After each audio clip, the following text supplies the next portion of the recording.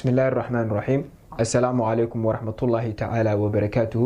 بعد السلام ومركل يوم قالدني تحنا هاي عافمات كبرشدة وأنا تضبط كان كجهل الدونو حنون كأم دنقشة ناسها حنون كأم دنقشة ناسها ودبتوين كشكتان دمر بدن حنون كواحد درمان حلية كل دول إنه لشوا ذا كمية سيد حلية ذا ديجا وجوا أما وصل له بهاي حلية ذا هوين ذا أور كي يقعدوا سيد كلا حنون كأم دنقشة ناسها وحين نقوم كران كوا أن لحريرين أور كي عادة ويماذا حلية كل دول حنون كان بهذا عافمات كوحي ويقانان مستليجيا مماليجيا iyo mastadiiniya xanuunka wuxuu noqon karaa mid daran mid meel dhaxaada gubasho danqasho iyo barar mararka qaar waxa moodaa naasaha in ay buuxaan ama ay culays yihiin intaanu u gudgalin siyaabaha dabiiciga aad kula tacaali lahayd ugu horeyntii waxaan doonayaa inaan si guud idin sheego waxyaabaha keeno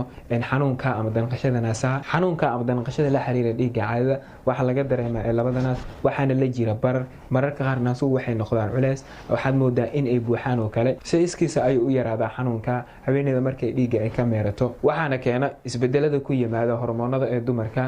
gaar ahaan hormoonka estrogen ayaa si dhaqsi leh u kaca isla markiina uu dagaa sidoo kale hormoonka progesterone wuxuu badiyaa qanjiraha soo deeyo ee caanaha labada isbedel waxa la dareemaa in naasuhu ku xanuunaan ama ay ku danqadaan gaar ahaan markii la taabto ama shay ka taabtaan sidoo kale xanuunka wuxuu noqon karaa xanuun aan la xiriirin dhiigga caadada iyo uurka wuxuuna yimaadaa xilliyo kala duwan waxaana laga dareemaa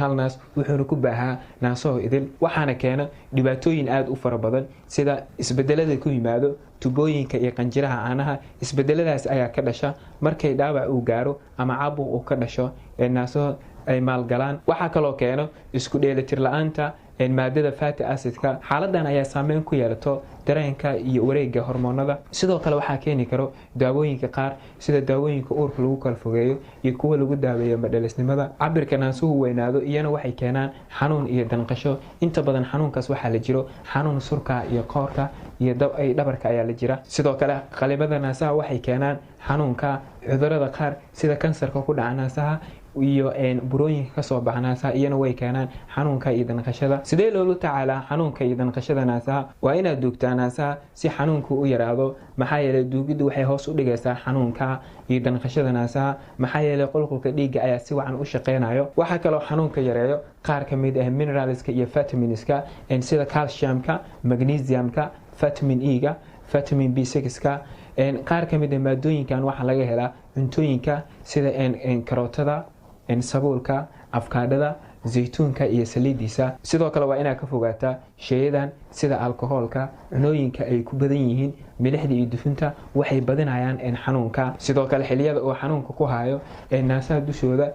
saar ama ku cadaadi shay diiran ama qabow soo qaada shukumaan ama taawad biyo diiran ku shubo ama biyo qabow oo saar 2 ilaa 3 jeer maalintii ilaa ay xanuunka uu ka yaraanayo sidoo kale haddii xanuunka uu ziyaado noqdo ama uu aad u bato waxaa qaadanaysaa daawooyinka xanuun baabi'iyaasha sida non steroid anti-inflammatory drugs sida ibuprofen naproxen sodium iyo kuwa la mid ah ayaad qaadanaysaa fadlan haddii aad isku aragtid qaar ka mid ah calaamadahan waa inaad la xiriirtaa dhakhtarkaaga koos cusub oo naasaha ka soo baxa oo aan la soconin dhiigga caadada dheecaan ama qoyaan ka yimaada ifta naasaha xanuun aad u badan oo aad ka hurdi weysid ama saameyn ku yeesha nolol maalmeedkaaga